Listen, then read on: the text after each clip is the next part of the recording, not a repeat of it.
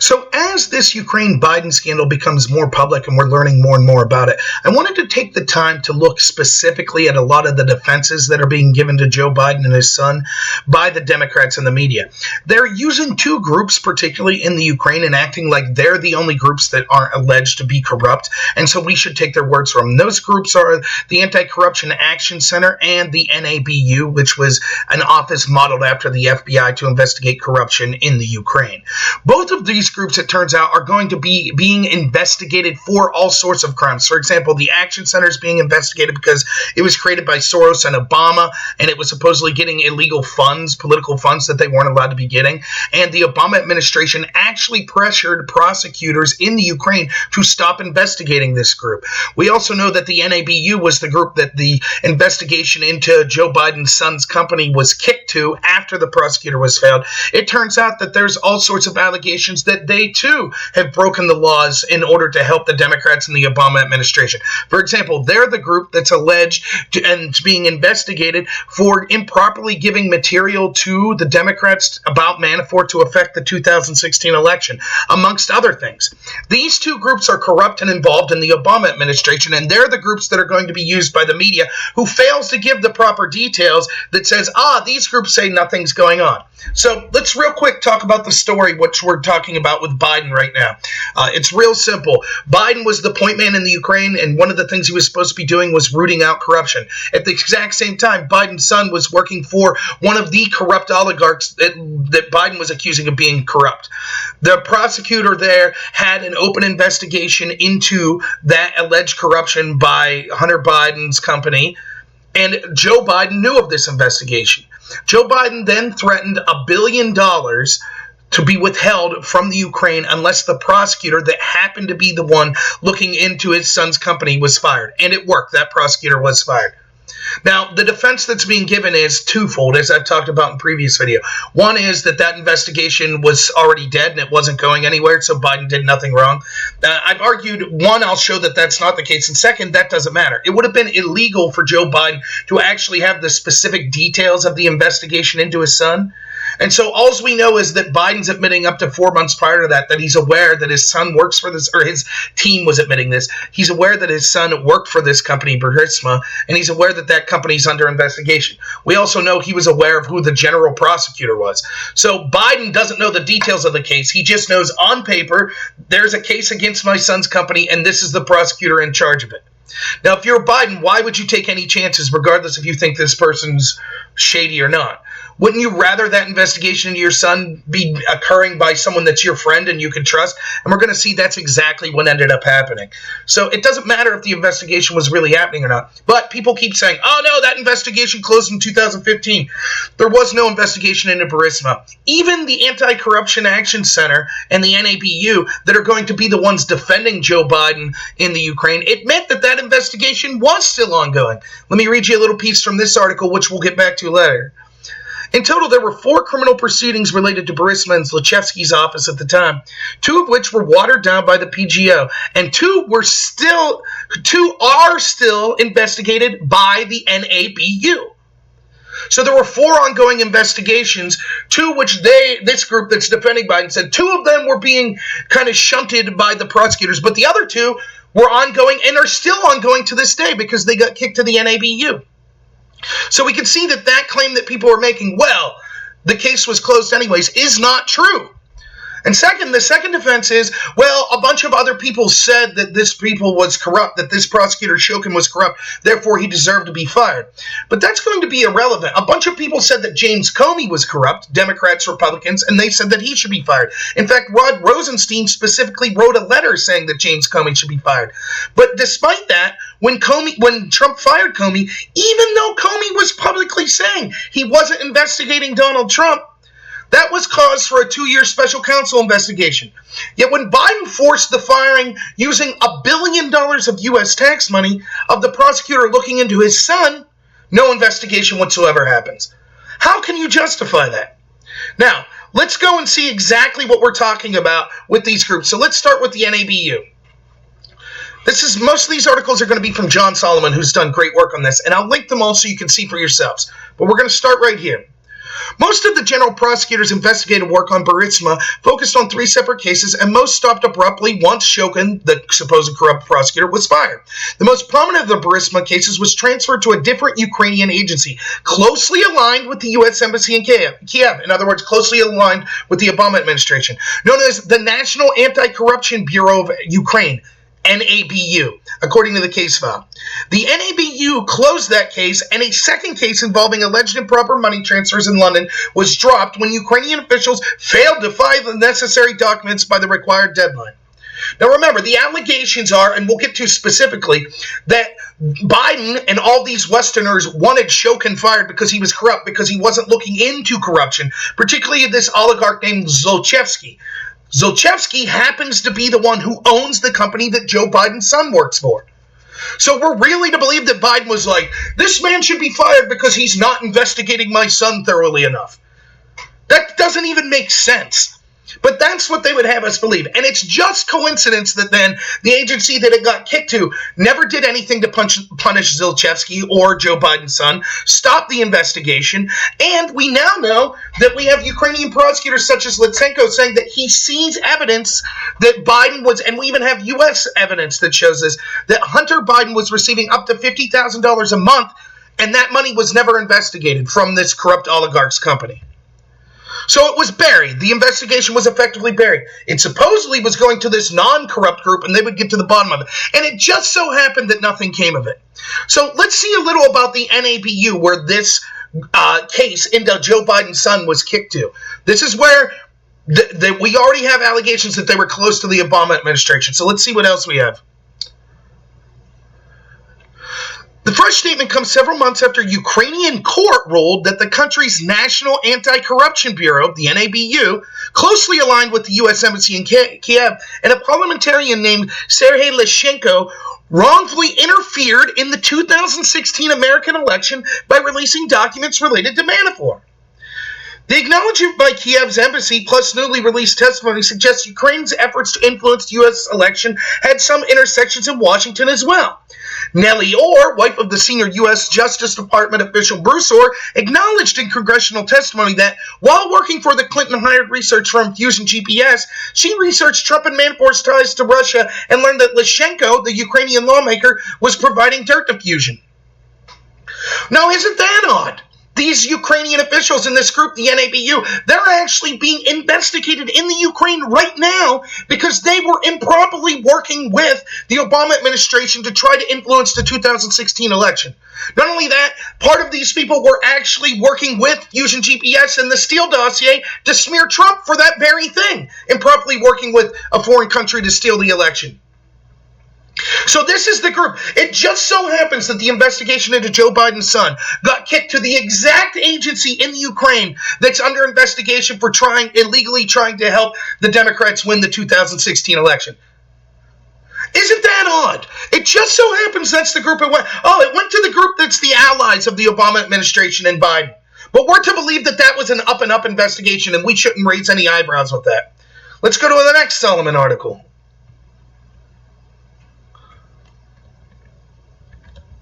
Konstantin Kulik, the deputy head of the Prosecutor General's International Legal Cooperation Department, told me he and other senior law enforcement officials tried unsuccessfully since last year to get visas in the U.S. Embassy in Kiev to deliver evidence to Washington. We were supposed to share this info during a working trip to the U.S. However, the U.S. ambassador blocked us from obtaining a visa. She didn't explicitly deny our visa, but she didn't give it to us. One focus of Ukrainian investigators, Kulik said, has been money spirited unlawfully out of Ukraine and moved to the United States by businessmen friendly to the prior pro-Russia regime of Yanukovych. Ukrainian businessmen, quote, authorized payments for lobbying efforts directed at the U.S. government, he told me. In addition, these payments were made from funds that were acquired during the money laundering operation. We have information that a U.S. company was involved in these payments. That company is tied to one or more prominent Democrats. In another instance, he said Ukrainian authorities gathered evidence that money paid to an American Democrat allegedly was hidden by Ukraine's National Anti-Corruption Bureau during the 2016 election under pressure from U.S. officials. In the course of this investigation, we found that there was a situation during which influence was exerted on the NABU so that the name of the American would not be mentioned. Do you get that?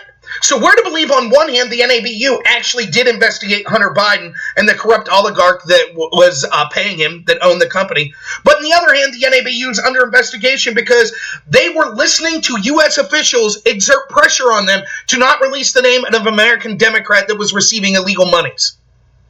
But one, that's outrageous in its own right. But second, if they're going to exert pressure on that, don't you think they would also be able to exert pressure on the investigation of Hunter Biden himself?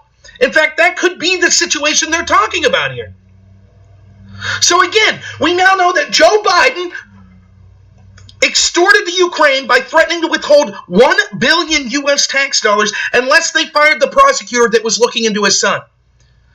But people say, oh no, that's because Biden really wanted the corruption looked at. So it just so happened to go to this other agency, and they never solved any of the corruption, never got to justice of any of the corruption. Oops, and it also turns out that that administration or that agency was working with the Democrats to help them steal the 2016 election and was under pressure from the U.S. Democrats and the Obama administration to not release embarrassing information of possible criminal misconduct from other American Democrats receiving illegal monies. That's where it went. Do you see what I'm saying? Fired one prosecutor, and then it just happened to go to an agency that him and Obama had authority over and could pressure. Let's go on further here to this same article.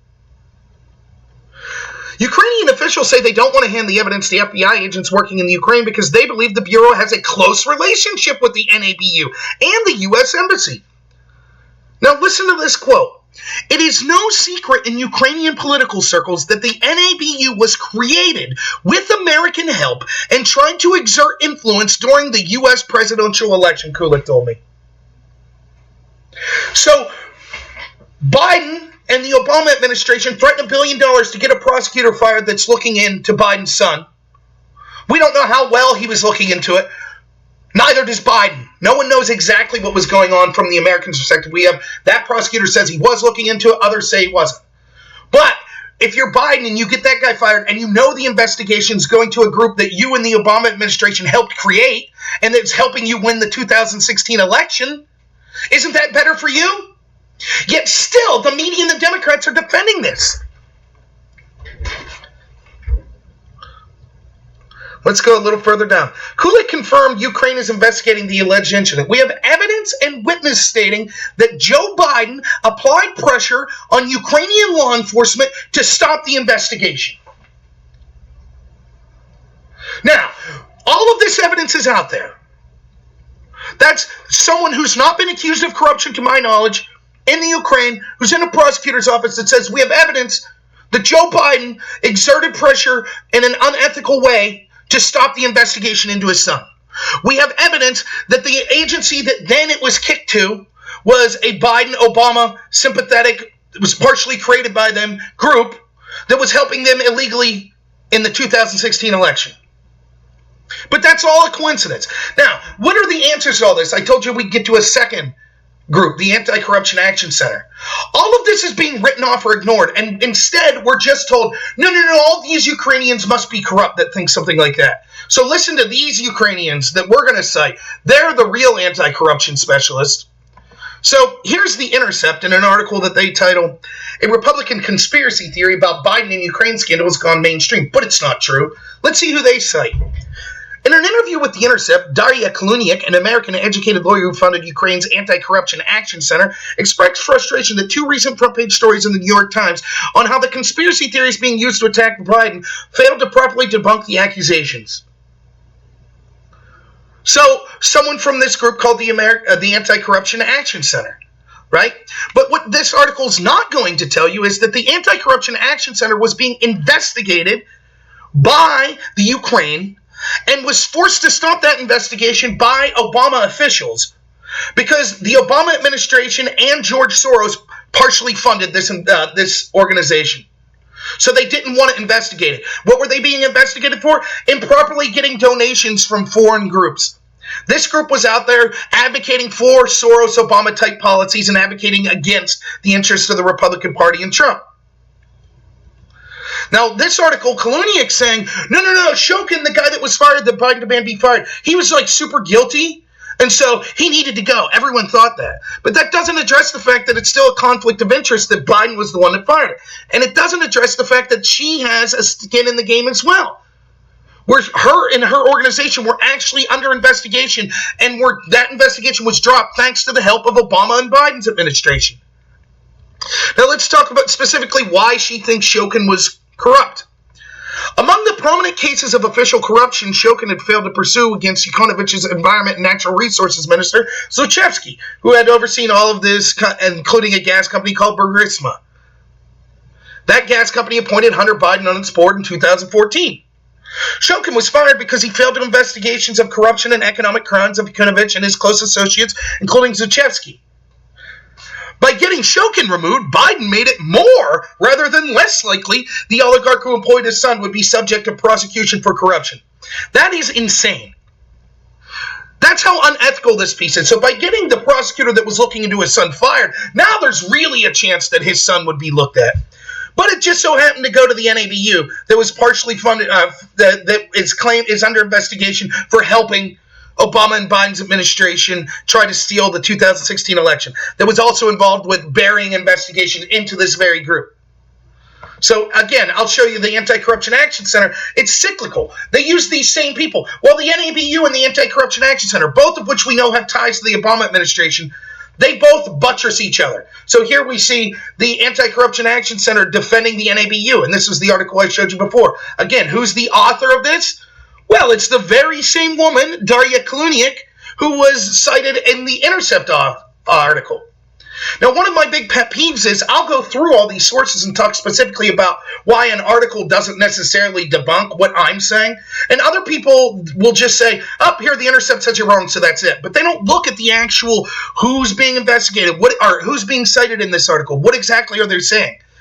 The Intercept article just cites this person who was being investigated, who the Obama administration forced to stop being investigated, who's funded by George Soros, who was willingly trying to help the Obama administration.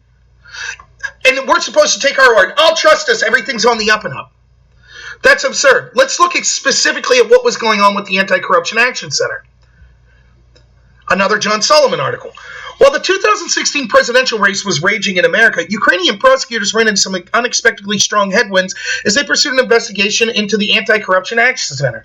The focus on the Anti-C, whose youthful street activists wore Ukraine F corruption t-shirts, was part of a larger probe by Ukraine's Prosecutor General Office into whether $4.4 million in U.S. funds to fight corruption inside the former Soviet Union had been improperly diverted. In other words, there's an investigation because the U.S. is giving money to fight corruption. Is it improperly going to this organization? That was the investigation.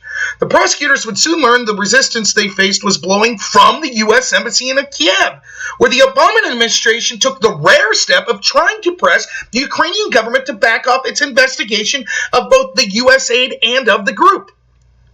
The investigation in the Anti-Corruption Action Center, based on the assistance they have received from us, is similarly misplaced. Then Embassy Chargé d'Affaires George Kent wrote in the prosecutor's office in 2016. At the time, the nation's prosecutor general had just been fired. A few months later, Lutsenko, the incoming prosecutor, widely regarded as a hero in the West, agreed to meet with the U.S. ambassador. Lutsenko told me he was stunned when the ambassador gave me a list of people whom we should not prosecute. The list included the founder of the Anti-C, who's presumably this woman from the Anti-C, Kaluniak, that's cited in the Intercept article and the other article. So she was someone that the Obama administration said not to prosecute. And two members of parliament who vocally supported the group's anti-corruption reform. It turns out the group that Ukrainian law enforcement was probing was co-funded by the Obama administration and liberal mega-donor George Soros. And it was collaborating with the FBI agents investigating then-Trump campaign manager Paul Manafort. The implied message to Ukraine's prosecutor was clear. Don't target the Anti-C in the middle of an American presidential election in which Soros was backing Hillary to succeed another Soros favorite, Obama. We ran into a buzzsaw and it got bloody, a senior Ukrainian official told me. Now, I have seen someone say, actually, Lutsenko later came out and said that he wasn't given a list of people who should not prosecute. What that article says is actually Lutsenko clarified it wasn't that they gave him a physical list. It's that this ambassador from the Obama administration started to say, here are the names of people you can't prosecute. Lutsenko then says, do you want to just give me a list? And she says, no. But she did give the names She didn't physically write a list, but she did give the names of people that in the anti-C that shouldn't be prosecuted. So, as Solomon says, the truth about the Ukraine is there's corruption that's going on all sides. So it's hard to take any one side at face value. And I'll concede that. But when we then have the argument for Joe Biden, just listen to what he did and imagine this was Donald Trump. His son, he's supposed to be working with Ukraine to end corruption. His son's working with one of the very corrupt people that he's supposedly trying to be held to justice. He then threatens to extort with $1 billion unless the prosecutor looking into his son is fired. It just so happens once that gentleman's fired and his extortion attempt works, it's then kicked to a new agency that's corrupt and being investigated for corruption because it willingly allowed Obama's administration to exert pressure to do things like forgo alleged crimes that were going on with American donors receiving illegal money, and that worked with the Obama administration to help, and the Hillary administration to help steal the 2016 election in a legal way by releasing illegal information onto their investigations. Let me just break that down real quick for you. This guy's investigating Biden's son. Biden gets him removed by threatening to withhold $1 billion. It then goes to an organization that's Biden and Obama's buddies that's under investigation for improperly helping Biden and Obama. That is devastating. That is reason for an investigation. Now, all these claims, yes, but the prosecutor that Biden wanted gone was corrupt. Other people said he was corrupt. That's irrelevant. That part of it, the exerting the pressure to be fired, that's bad enough. But the fact that it then went to an organization that specifically was working with the U.S. and with the Obama administration in many ways and is being investigated for it, that's damning. That alone warrants another investigation, and a huge investigation into both Obama and Biden and their administration and the NABU, as the Ukraine's doing now, and a further investigation into Hunter Biden. How can we trust it's true if they're being investigated because they were improperly influenced by the Obama administration? Again, we know that Biden wasn't 100% certain as what the status of the investigation into his son was. We know that. If he was aware of that, then that's corrupt in its own right. So all he knew was, look, we don't know what's going on with Shokin. On paper, he's looking into my son. But if we get it kicked off to this other agency, then I know my son's in the clear because we at the Obama administration can exert influence over that agency, and they're helping us in other ways, illegal ways, which they'll later be investigated for. So Biden made sure the investigation into his son, the person that was doing it, got fired, and it got kicked off to an agency that was favorable to him, that he could influence. And none of the media outlets, they just cite things like the Intercept article I show you. I saw Kurt Eichenwald. They're all cyclical. They all cite the same people. They cite the anti-C that was also being investigated, ran by Soros for corruption, helped created by the Obama administration. So the group that Obama helped fund say that Biden did a good job. He didn't do anything wrong. Of course. That group, by the way, that was being investigated for crimes, and Obama, they help Obama say he did good. Obama's team says, hey, Ukraine, you need to stop prosecuting them. And why wouldn't they? $1 billion was at stake. Biden admits how forceful he was that they weren't going to get this money unless they listened to Biden. So the media does a terrible job in their defense. They don't look into any of this. Again, it is ridiculous that some person like me that's working 40 plus or 60 plus hours a week has the ability to look into these crimes when they don't. So remember, the next time someone just on Twitter clicks, oh no, it's been debunked, here's the Intercept, here's PolitiFact, they're all citing these very people that are under investigation for corruption themselves. Alright everyone, thanks very much for watching this video. I encourage you to follow me at Twitter at @NorRobert and on BitChute at Robert Nor. Look for me to be putting out more videos in the future, and thanks a lot everyone, and have a good one.